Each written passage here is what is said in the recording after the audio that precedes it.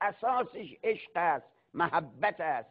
همین عشق و محبت است که بدون اختیار انسانها به سینه میزنند.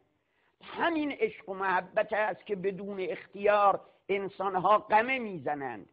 همین عشق و محبت است که انسانها بدون اختیار زنجیر میزنند به بدنشون. البته این نکته فراموش نشه، اضافه نشه بر سنت‌های قبلی. سنت‌های قبلی سنت‌های حساب شده است. قمه زدن بر اونایی که قمه میزنن سنت حساب شده است. یعنی این عشقه، نمیشه جلوش گرفت، جلوگیری اشتباهه. عشق و علاقه است بدون اختیار قمه میزنه به خودش، بعد هم خوب میشه. حتی این قمه زنها سابقه هم نداره یکیشون ضرری دیده باشد. این که بعضی از آقایون خیال کردن این ضرر داره، این اشتباه فکر کردن. نخه اینجور نیست. نه تنها ضرر نداره بلکه نفع هم داره برای اونا. هم نفع روحی دارد، عقده‌اش گشوده می شود، علاقه اش رو اظهار کرده. هم نفع بدنی دارد، مرسوم است. معمول میگن این قمه زنها اگر 1 سال نزنن گرفتار سردرد می شوند. بی اختیار میزنه. این نمیشه گفت خلاف شرعه، این نمیشه گفت حرامه.